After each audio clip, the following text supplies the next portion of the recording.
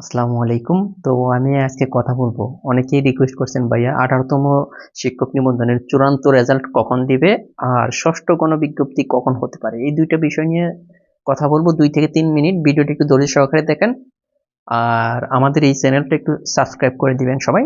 প্রথমে আসেন 18তম শিক্ষক নিবন্ধন চূড়ান্ত রেজাল্ট কবে দিবে। আমরা জানি যে 18তম শিক্ষক নিবন্ধনের এখন কিন্তু ভাইভা চলতেছে। তো প্রায় 83,000 প্রার্থী ভাইভা দিতেছেন। টোটাল কতজন? 83,000 প্রার্থী ভাইভা দিতেছেন। আর আমরা জানি যে মে মাসের দিকে ভাইভাটা শেষ হয়ে যাবে। মে মাসে, এখন মে মাসে যদি ভাইভা শেষ হয়, নর্মালি বলা হয়ে থাকে যে 10 দিন পরে রেজাল্ট দিয়ে দিবে। এখানে চূড়ান্ত রেজাল্টটা ভাইভা হওয়ার 10 দিন পরে, আসলেও হয় না, একটু সময় বেশি লাগে। আমরা ধরে নিব যে আপনার রেজাল্টটা প্রকাশ হবে জুন মাসে। বেশি সম্ভব যে দেখবেন যে চূড়ান্ত রেজাল্ট যেটা, এটা জুন মাসে প্রকাশিত হবে।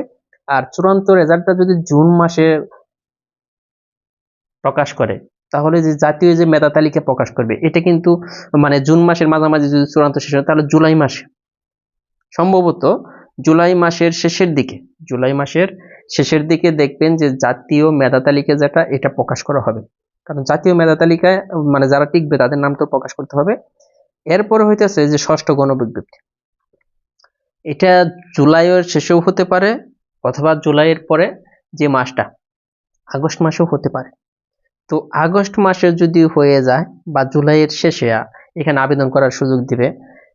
অনেক সময়ের ব্যাপার স্যাপার। তারপরে আপনার যোগদান, যোগদানের যে ব্যাপারটা আছে, যে আপনি কত দিনের মধ্যে যোগদান করতে হবে, এটা সম্ভবত করার পরে, ঠিক আছে, আপনার আগস্ট না, সেপ্টেম্বরের পরই আপনার যারা মনে করেন যে অ্যাপ্লিকেশন করবেন, অ্যাপ্লাই করার পরে যে চূড়ান্তভাবে মনোনীত হবেন, তারাই কিন্তু যোগদান হয়তো বা সেপ্টেম্বরের দিকে। তার মানে একটা জিনিস কিন্তু আপনার ক্লিয়ার হয়ে যাচ্ছে যে 18তম শিক্ষক নিবন্ধন যারা পরীক্ষায় টিকবেন রিটেনে, তারা কিন্তু অনেক ভাগ্যবান বা ভাগ্যবতী। কেন বলতেছি ভাগ্যবান বা ভাগ্যবতী? যে রেজাল্ট দেওয়ার পরই ষষ্ঠ গণবিজ্ঞপ্তি আপনি পেয়ে যাচ্ছেন। এর আগে কিন্তু এত তাড়াতাড়ি কেউ গণবিজ্ঞপ্তি পায় নাই। আর এখান থেকে যারা মোটামুটি রিটেনে টিকবেন, মানে ফাইনালি যারা চূড়ান্তভাবে সিলেক্টেড হবেন, মোটামুটি সবারই জব হওয়ার সম্ভাবনা 99%, প্রায় সবারই জব হয়ে যাবে, 2-1 জন বাদে হয়তো। তো তার মানে এইটাও কিন্তু একটা প্লাস পয়েন্ট। আর শূন্যপদও যথেষ্ট পরিমাণ শূন্যপদ রয়েছে। আর আমাদের এই ভিডিওটা যদি ভালো লাগে, তাহলে অবশ্যই এই চ্যানেলটা সাবস্ক্রাইব করে দিবেন।